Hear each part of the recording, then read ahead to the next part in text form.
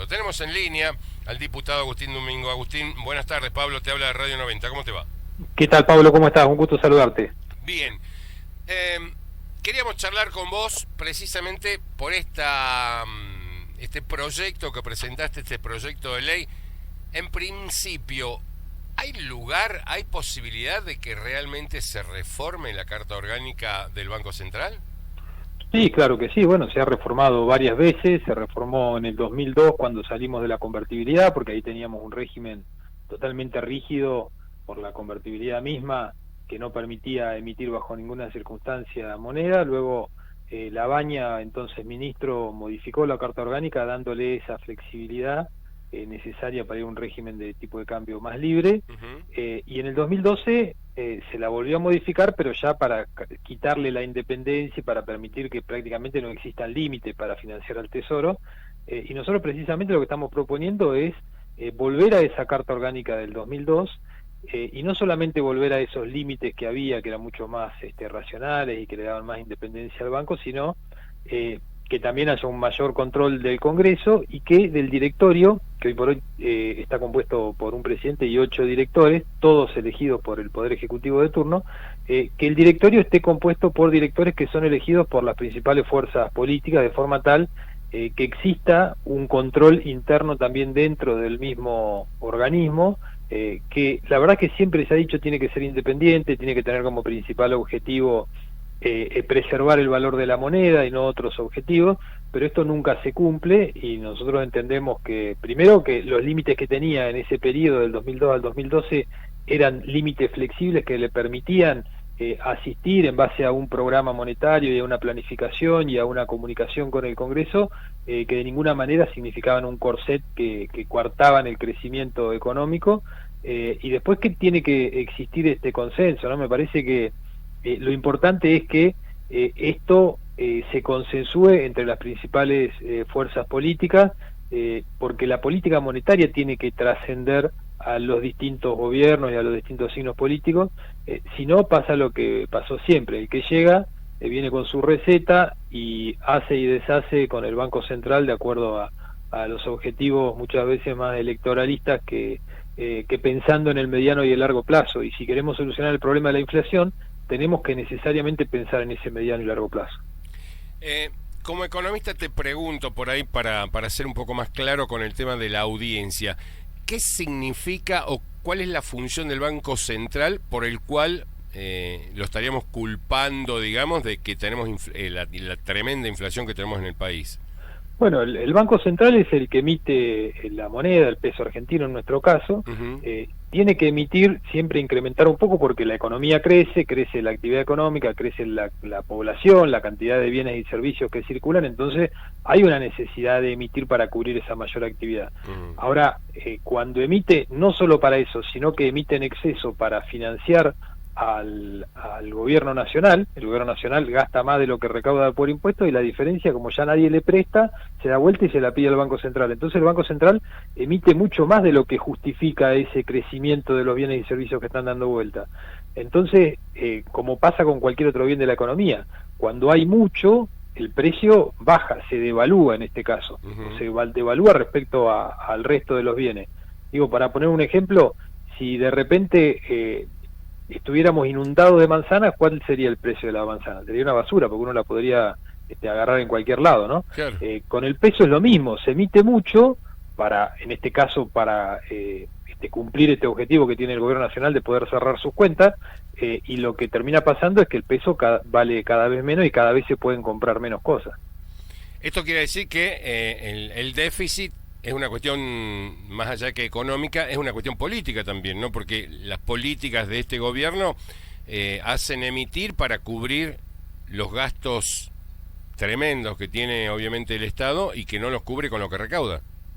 Exactamente. Bueno, cuando uno mira los programas que han aplicado otros países en el mundo para solucionar el problema de inflación similares al nuestro, lo han hecho a partir de una definición muy fuerte de cuál es la política fiscal, de cómo salir de los desequilibrios, porque todos llegan a situaciones de límite como esta por desequilibrios fiscales, es decir, por déficit, porque gastan más de lo que pueden. Cuando ese desequilibrio es muy grande, uno tiene que pensar cómo lo va a hacer gradualmente en los próximos 2, 3, 4 años, eso lo tiene que plasmar en un plan integral que diga, bueno, este va a ser mi déficit de este año, este el siguiente, y lo voy a financiar tanto con deuda, tanto con emisión monetaria. Entonces uno da previsibilidad, y todo el mundo sabe qué es cuánto va a emitir el Banco Central para financiar ese déficit, cómo va a ir reduciendo eso, y en la medida que ese programa es creíble y es políticamente es posible, porque obviamente para bajar el déficit hay que bajar algunos gastos, en este caso hay que bajar los gastos de los subsidios que se le están dando a personas que no los necesitan. Cuando uno es creíble, entonces no se producen las corridas o las crisis de credibilidad como la que estamos viviendo ahora. ¿Qué pasa? Cuando la gente ve que la única salida que le queda al gobierno es financiarse con emisión, huye de los pesos, porque dice, esto lo van a seguir reventando, van a seguir emitiendo, el peso cada vez va a valer menos, entonces el que puede se refugia en bienes o en dólares, que es lo más fácil de comprar. Sí, no es tan fácil. Hoy hay que salir a buscarlo a 300 pesos, porque si no es imposible conseguirlo, ¿no? Bueno, claro, se disparan los bienes del dólar, que porque es el bien más líquido que uno puede comprar, ¿no?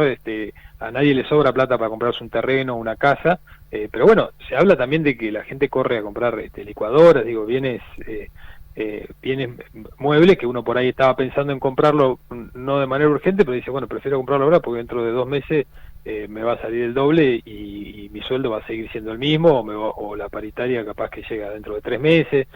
Se producen pero todo forma parte de esta crisis de confianza, o de la desconfianza en el gobierno y en su política monetaria por los malos manejos. Por eso lo que nosotros proponemos es, pensemos en el largo plazo, hagamos que la política monetaria, que es ni más ni menos que esto, decidir cuánto se emite y de qué manera, sea consensuada entre el gobierno y la oposición. Por eso que el directorio del Banco Central también sea compartido, que haya un mayor control del Congreso, que haya límites más ajustados de cuánto se puede emitir, hasta un X% se puede emitir para financiar el Tesoro, pero más de eso no, hay que devolverlo en un determinado plazo. Eso en definitiva es en esencia lo que estamos proponiendo, pero de vuelta creo que la parte clave es la necesidad esta de que haya un acuerdo entre las principales fuerzas políticas. Fundamentalmente el oficialismo. No parece que la nueva ministra de Economía haya llegado con estos planes. Bueno, la nueva ministra planteó algo que también planteaba el anterior ministro, que es la necesidad de ir a un equilibrio fiscal, porque la causa de todo estos desequilibrios monetarios es por el desequilibrio fiscal, por el déficit que hay. En ese sentido, para mí están bien orientados si la magnitud del ajuste que van a hacer con la cuestión tarifaria y de otra revisión de gastos que van a hacer es suficiente o no y genera la suficiente confianza. Esto es lo más importante. Bueno, ese será otro cantar. Y depende mucho de cuánto respaldo tenga en su misma coalición de gobierno, porque hasta ahora las manifestaciones de apoyo han sido bastante tibias. Habrá que ver con el correr de los días y de los meses si puede llevar adelante lo que ha planteado, que parece razonable, pero de vuelta, no se puede juzgar a un ministro de Economía sino en el contexto de un equipo económico y de un equipo de gobierno que tiene que responder en todos los frentes y tiene que ser consistente y coherente, ¿no? ¿Recortaría el gasto entonces, el gasto de subsidios, por llamarlo de alguna manera, del déficit fiscal de aprobarse este proyecto y sería mucho o eso puede ser gradual, ¿no? Porque hay gente obviamente que necesita el subsidio y no es necesariamente que se lo corten así como un día para otro. ¿Eso puede ser gradual? ¿Puede formar parte de ese proyecto como para que, digamos, las principales fuerzas políticas hagan consenso de esto y lo acepten?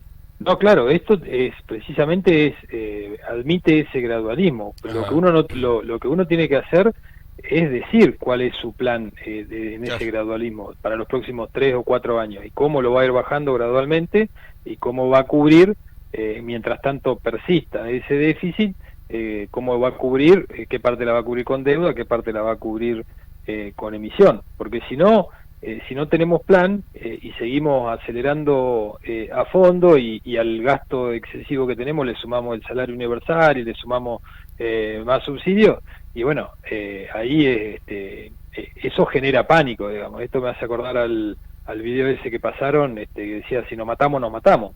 Y claro, la verdad es que hay que poner el freno hay que decirle a la gente cómo vamos a seguir hacia adelante y cómo vamos a salir de esta situación de desequilibrio en la que estamos. ¿Por qué este gobierno le tiene miedo a lo que por ahí muchos economistas hablan de que es necesaria una devaluación para tratar de equiparar, obviamente, fundamentalmente me parece la cotización del dólar, porque tenemos un dólar que tiene 10 valores distintos, ¿no?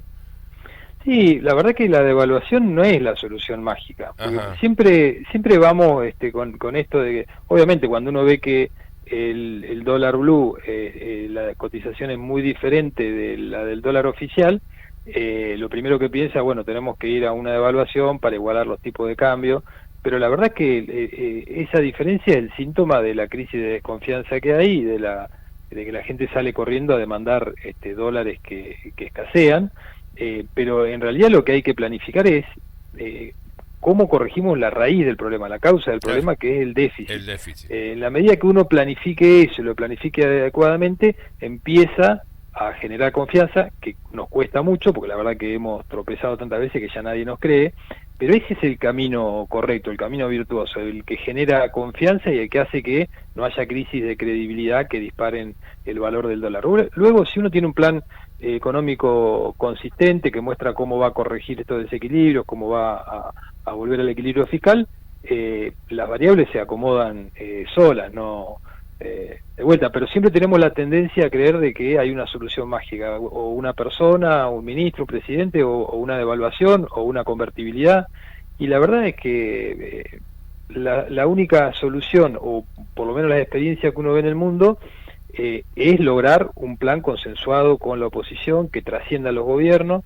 que independientemente de cuál sea el color político, la política monetaria y el que tiene la botonera en el Banco Central no cambie, porque es una función técnica cuya principal función tiene que ser la de preservar el valor de la moneda. Y si en esta transición tiene que asistir al Tesoro, tenemos que saber en qué magnitud lo va a hacer en los próximos 3 o 4 años.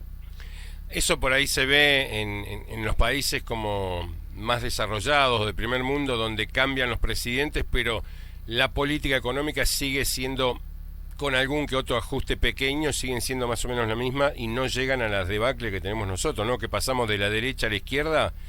No te creas, lo ves en los países vecinos también, lo ves en Chile, lo ves en Brasil, en Colombia, en Perú, en Bolivia. ¿Lo ves?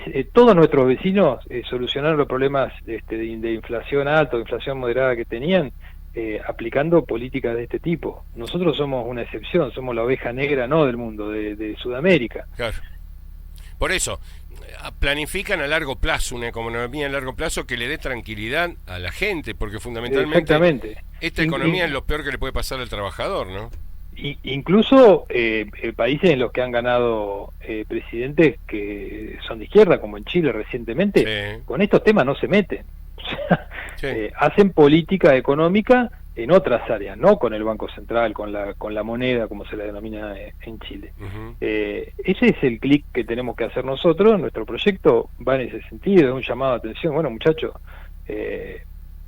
encontremos un acuerdo en esto, sigamos discutiendo todo el resto de los temas, pero en este punto tenemos que encontrar un acuerdo. Es fundamental porque antes era cada 10 años que veíamos cíclicamente una crisis económica en el país, ahora se repiten cada 2 o 3 años y ya no hay billetera que aguante, ¿no? No, tal cual, es así y lamentablemente la causa es archiconocida por todos, pero pareciera que nadie le quiere poner el cascabel al gato, porque lógicamente la solución no es una solución mágica, no es una solución de un día para el otro, ni de un mes para el otro, es una solución que requiere años, que requiere ceder y negociar con el contrincante político, pero que es absolutamente necesaria.